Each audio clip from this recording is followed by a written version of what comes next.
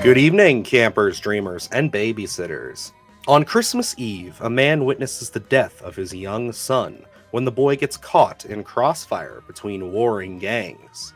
Recovering from a wound that cost him his voice, he soon embarks on a bloody and grueling quest to punish those responsible. Yes, folks, this is our raw reaction review for Silent Night.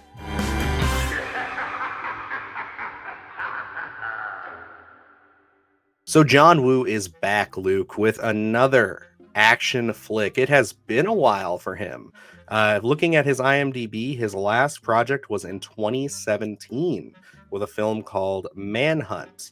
And, this is a director that I know has a lot of praise, and a lot of people have, said that he is one of the pioneers of the, I would say probably mid 80s, 90s action fling that we got, especially with his influence and things like The Matrix and all these other wonderful action films that we've seen that really take from the style that he helped develop. Especially if you look at like more contemporary stuff like John Wick. A lot of people would say that some of that gung fu and things like that comes from him. Are you a John Woo fan at all? Have you really dove into his filmography?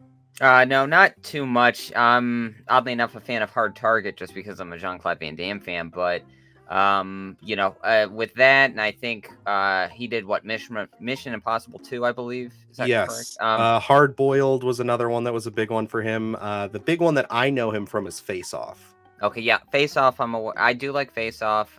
So honestly, probably my extent. I'm not a fan of Mission Impossible 2.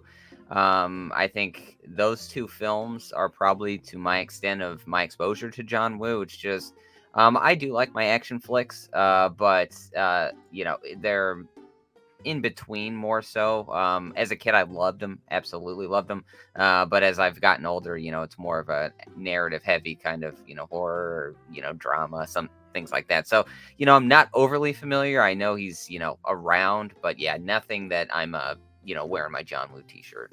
Oh, no, I get you there. And, back when I was in high school, I got on a little bit of a kick from him because when HBO had done like their first run of their streaming service, there was just a bunch of his movies on there. And I didn't even like go into it initially saying I'm going to watch John Woo movies. I went in knowing the reputation of Hard Boiled and just knowing like it had been on a bunch of people's lists. So I watched that. And then, like, I think a few weeks later, I watched The Killer, and I enjoyed both of those. And I think I definitely watched A Better Tomorrow. And then, of course, got into more of the contemporary stuff that, was recommended to me, like Face Off. I have not seen Broken Arrow or Hard Target, though. I know those are ones that have also been recommended to me as like an 80s, 90s action film fan.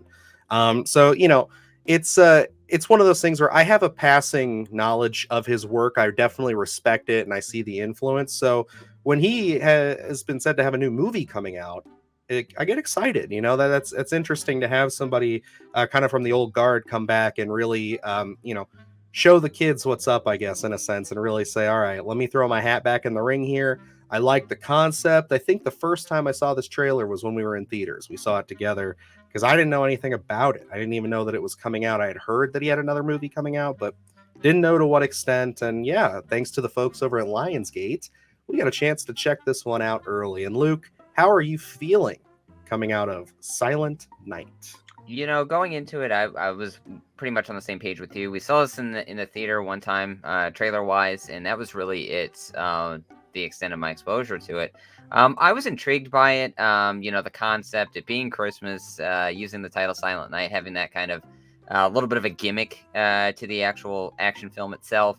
And I'm a fan of things like the Charles Bronson films.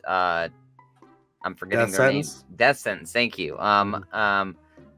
Death Wish. Sorry, they're Death Wish. Oh, Death Wish. Yeah, is Kevin Bacon. But yep. I'm a fan of that as well. But those kind of vigilante films. Getting revenge. I think. So I was definitely intrigued going into this one. see how they were going to kind of manage this whole him not being able to talk and what kind of character development we were going to get. And plus, I thought the trailer was well cut. It seemed exciting. They had a lot of great action in there. But going into this one, I'll say it really did lose me. I think they do open up with a big action sequence that kind of gets your intrigue. But after that, for me, I kept finding myself getting less and less interested in this film. And I think, looking at it, I think we kind of have to talk about that concept of him not being able to talk. Well, it's an intriguing concept on paper. I think it kind of holds the film back overall in terms of being able to do some sort of character development.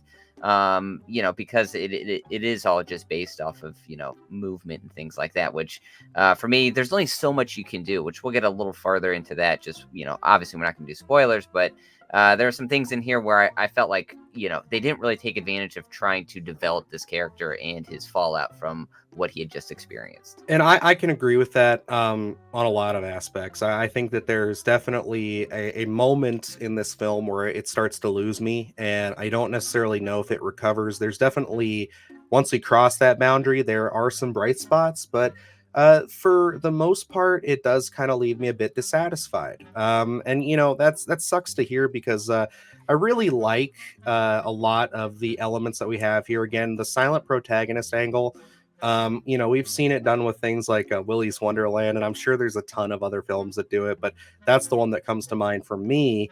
But having that angle with something, and I misspoke, but yes, Death Sentence is probably the biggest kind of comparison I can give this film as far as just the setup and the tone and the grimy feel that they give. Which, yes, I love Death Sentence. I think that's one of the most underrated of James Wan's catalog, in my opinion. And I think that's a perfect comparison to this, because just like that film seems to have a hard time working with people. I know it gets a lot of flack for kind of being a bit feely, like generic and a bit undercooked. I think you're going to get the same feeling here.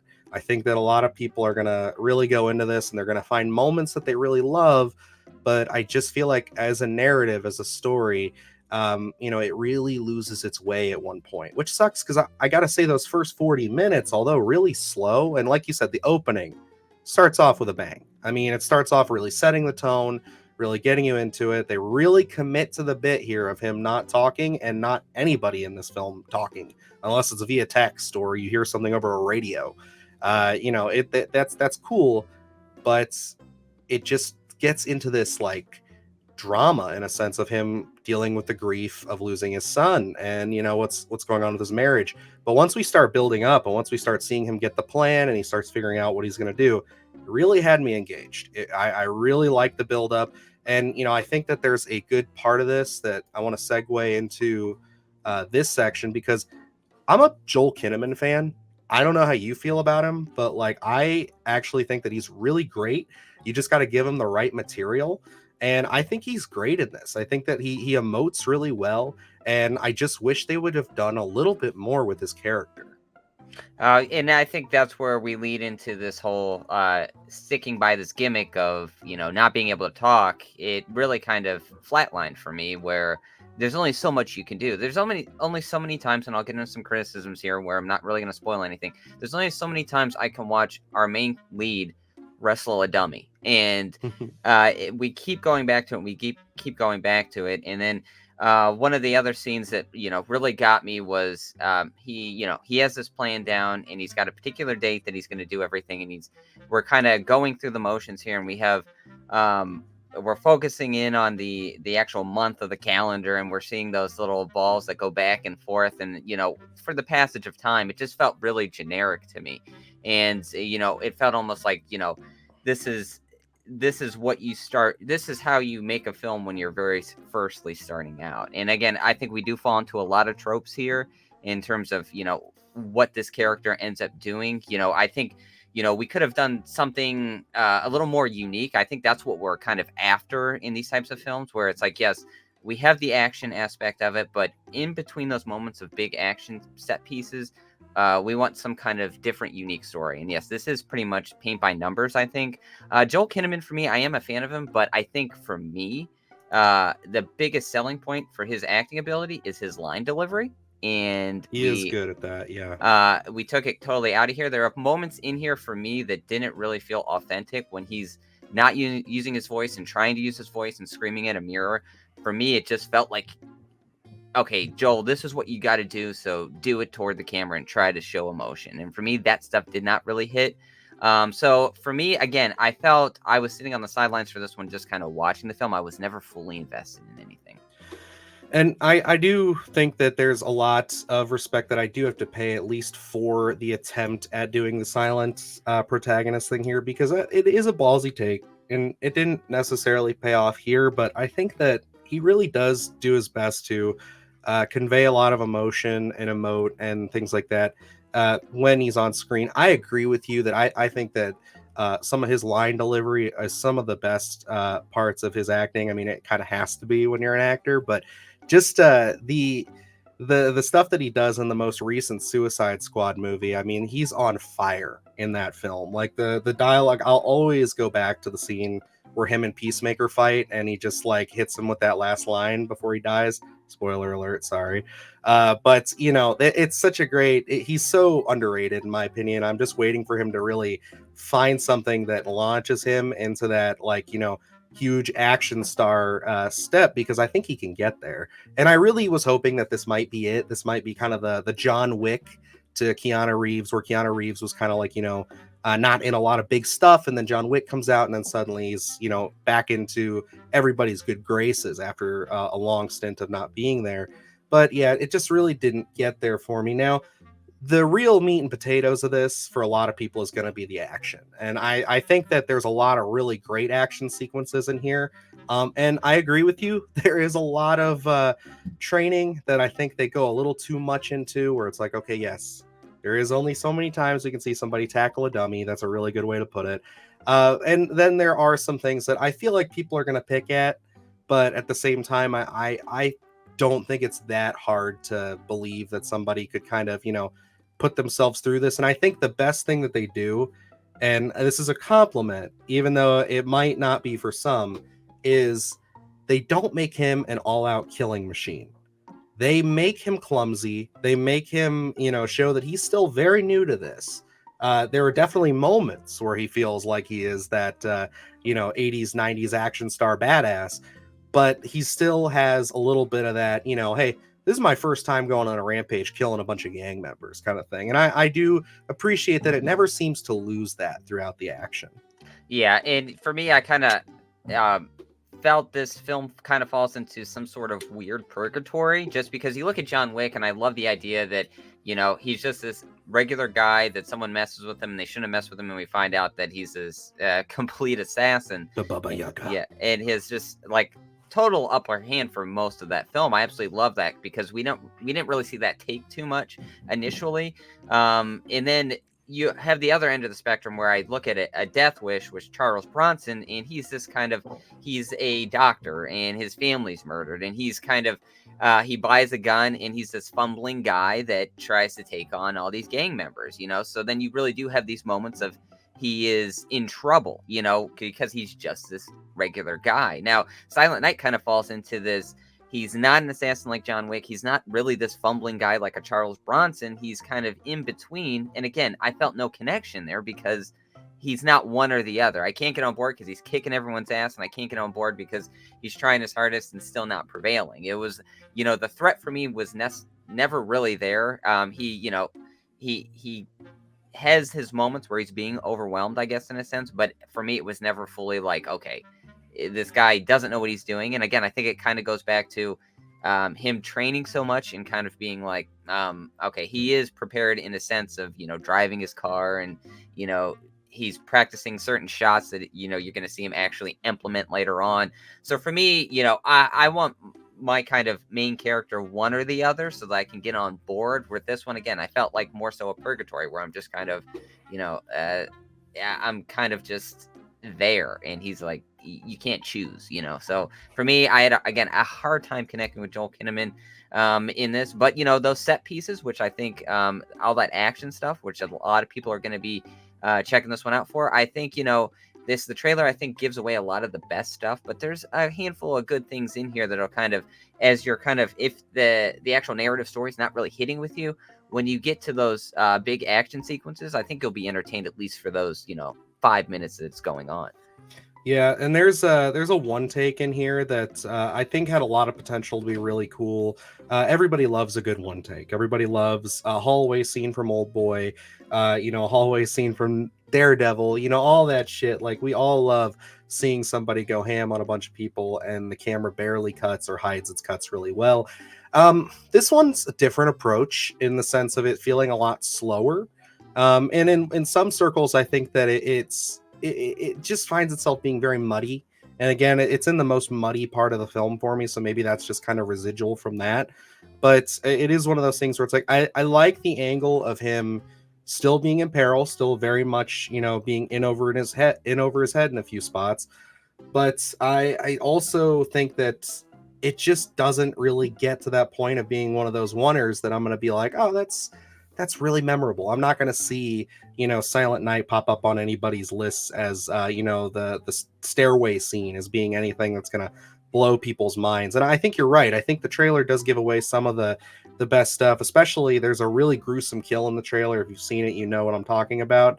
And when that popped up, I was like, in the trailer, I was like, oh, cool, this will be nice. And I think that for these kind of action films, you kind of really need to have more of those. And I was expecting this film to have more of those, but they really don't show that much of the guts and gore that you'd expect. It's implied. There's a lot of action and stabbing and shooting, but you don't really see the actual viscera of it. And I think for this, it's kind of one of those things where you need that. So I think the film has a hard time really finding its place in the sense of, is it taking itself a little more seriously, or are we going for more of the John Wick style? And I get it. Like John Woo's films, from what I remember, they do have a bit more. They err a bit more on the dramatic side.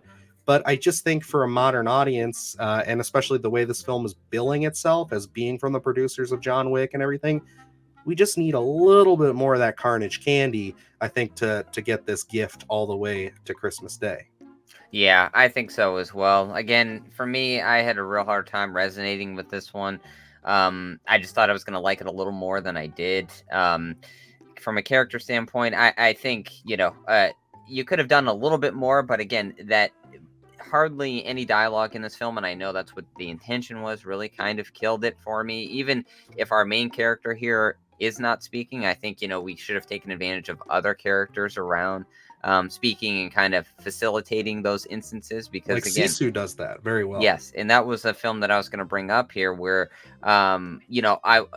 we watched Sisu this year. I had recently watched Jackdaw, and those films are action heavy, but they kind of allow you into a different world than what that you don't really see. And I don't think they really dive into it here. This is kind of very blanket, tropey kind of, he's taking on gang members, and we're not really diving into a seedy world. We get there, we dabble, but we don't really get anything unique out of it. I don't think, this is a film like, I think, other than no speaking, very sparse on dialogue, there's not really much uniqueness here.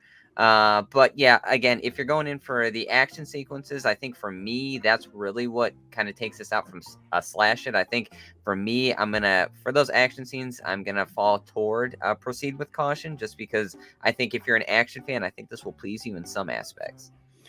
Yeah, I'm agreeing with you. I'm gonna say that this is definitely for me a proceed with caution. It doesn't get to the element of slash it. I don't think I'm nearly as close to that as you are. I'm definitely a little bit more on that middle side of the proceed with caution, because I think that there's elements that I really liked about it, but at the same time, it doesn't do anything that's going to really stick out as memorable, and it doesn't do anything that I haven't seen before. But also, I think the big thing for me is, like, we have a slow build. Well, we have a bang at the start, a slow build, and then we start getting into where the climax hits. It's like this film is only an hour and 44 minutes. So once you get to that like 44-minute mark, things start happening. So you're kind of expecting that last hour to really, be the gung ho, like, we're going to get into this, we're going to rock it out, like we've been setting all this up. And I think we just kind of start hitting this point where we start and stop, and then it gets in that third act, and I really thought that the villain looked cool. I liked his like kind of tattoo that he has on his face and stuff. You see it in the trailer, but he offers nothing other than just that. Like he is very paint by numbers, very generic, and the ending it's not nearly as satisfying. To see the climax when you don't have as many compelling villains, when you don't have that charisma, and I think that's the risk you take when you go for a full silent film. And I think it's an interesting concept. I think it's a cool risk to take, but I just don't know if this was the exact way you should execute a film like this. And I think if you're excited for this, you should still definitely go out of your way to see it. It is a smaller film. It's being let out by Lionsgate, but it is one of those things where, again, if you are a John Woo fan, I'm sure you're already going to go try to check it out. And I hope that you get more out of it than we did. But yeah, for me, this is definitely just a proceed with caution. Go at your own risk. I think that this is one that I won't be revisiting in the future. Yeah, same with me. I mean, this one was light on the character development. Toward the end there, talk about ending with an exclamation point of a trope. And you get those throughout a lot of this film. The villain for me didn't do it. He's got a tattoo on his face for me that didn't really sell. It looked like it was painted on. And again, with no dialogue from your other characters, again, it is hard to kind of resonate with them as well. Kid Cudi's in this as well, and to look at him from Jackson in X and all that charisma to not really speaking at all in this film, and not really giving these characters anything to do. It's a hard sell for me. I won't be revisiting it, but yeah, if you're looking for some action and want to go to the theater to see it, this will probably be something you're looking into, but don't expect too heavy on the Christmas element either. Yeah, it's another thing too. It bills itself Christmassy, but it takes Got place some at Christmas Christmas. lights, but There's that. But yeah, I think that this movie has a bit of an identity crisis. But hey, let us know what you guys thought of Silent Night if you got to check it out. Are we way off base here? Is this exactly what you were hoping for out of it? Are we, just not seeing the brilliance of this one? Is it a little over our head, maybe? Have we been seeing too much of the carnage candy to expect that from this film? I don't know. But yeah, other than that, guys, we got a lot of great stuff on the channel. So definitely keep it right here on Splattercast with us. We got a lot of cool things on the way. And yeah, it's going to be a fun month. We're getting close to December to Dismember, where there will be plenty of Carnage candy. So, alrighty, guys, until next time, I'm Dylan Newell. And I'm Luke Janesco. And remember, stay scared.